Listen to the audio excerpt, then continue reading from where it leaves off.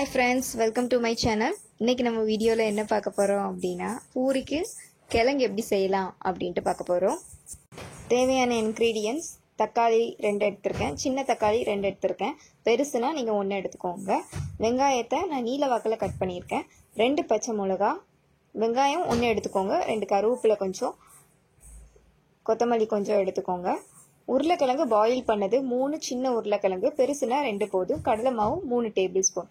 இப்போ இந்த கடலை மாவை தண்ணி ஊற்றி நம்ம கரைச்சி எடுத்து வச்சுக்கலாம். கட்டி இல்லாமல் கரைச்சிக்கோங்க.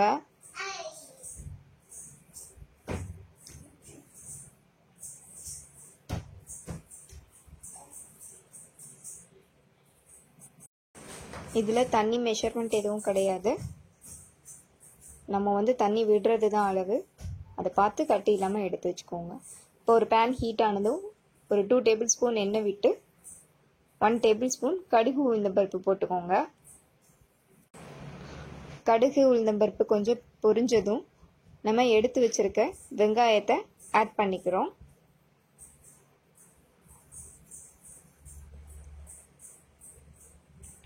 வெங்காயம் நல்லா வதங்கின பிறகு நம்ம தக்காளியை ஆட் பண்ணிக்கலாம்.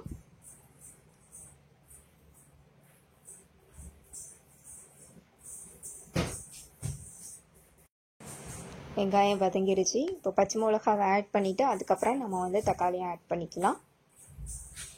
பச்சை மிளகா ஆட் பண்ணியாச்சு.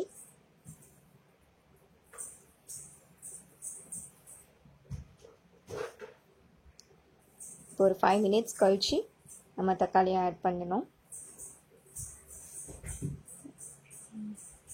இப்போ எடுத்து வச்சிருக்க தக்காளியை ஆட் பண்ணிக்கோங்க.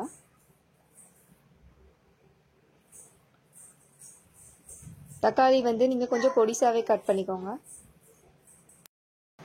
இப்போ 1/2 டேபிள் ஸ்பூன் மஞ்சள் பொடியை நம்ம ஆட் பண்ணிக்கிறோம். ஆட் பண்ணிவிட்டு பாயில் பண்ண உருளைக்கிழங்கு எடுத்து இதோட சேர்த்து நீங்கள் போட்டுருங்க. இப்போ ஒரு 1/4 டம்ளர் தண்ணி எடுத்துக்கோங்க.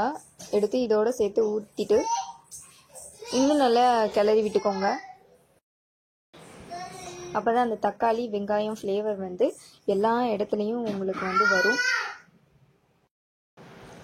இப்போது ஒரு 1.5 கிளாஸ் தண்ணி எடுத்துக்கோங்க. எடுத்து இதில் ஊற்றிக்கோங்க. ஏன்னா கடலை மாவு நம்ம கரைச்சதுனால கொஞ்சம் கட்டியாக தான் செய்யும். அதனால் நீங்கள் 1.5 கிளாஸ் தண்ணி எடுத்திங்கன்னா இதுக்கு சரியாக இருக்கும்.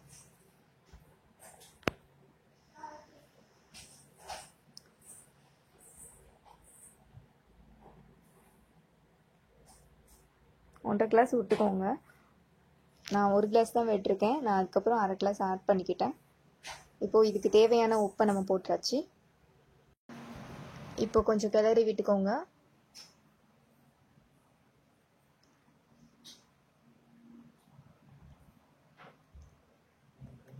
இப்போ நம்ம எடுத்து வச்சிருக்கிற அந்த கடலை மாவை நம்ம இதில் ஆட் பண்ணிக்கலாம். ஆட் பண்ணி ஒரு 5 to 10 மினிட்ஸ் நல்லா கொதிக்க விட்டுருங்க. அப்போதான் அந்த பச்சை வாடை போகும். உங்களுக்கு இன்னும் அந்த பச்சை வாடை அடிக்குது அப்படிங்கிற ஒரு சென்ஸ் இருந்துச்சுன்னா நான் சொல்கிற அந்த 1.5 கிளாஸே உங்களுக்கு போதுமான அளவு தான். அப்படி இல்லை கட்டி ஆயிடுச்சு அதுக்குள்ளே அப்படின்னா நீங்கள் இன்னும் ஒரு 1/2 கிளாஸ் ஊற்றிக்கோங்க. இப்போ கடைசியாக கருவேப்பிலை கொத்தமல்லியை நம்ம இதோட போட்டு இறக்க போகிறோம். இப்போ இறக்கும் போது போட்டிங்கன்னா இன்னும் அதோட மனம் அதிகமாக இருக்கும். அதனால நான் வதக்கும் போது போடலை, இறக்கும் போது நான் போட்டுக்கிட்டேன். இப்போது எனக்கு அந்த கிரேவி கன்சிஸ்டன்சி வந்துடுச்சு. சூப்பரான செமையான டேஸ்டான பூரிக்கு சூப்பரான கிழங்கு ரெடி ஆயிடுச்சு. இதை நீங்கள் உங்கள் வீட்டில் ட்ரை பண்ணி பாருங்கள். ட்ரை பண்ணி பார்த்துட்டு எனக்கு கமெண்ட் செக்ஷனில் கமெண்ட் பண்ணுங்கள்.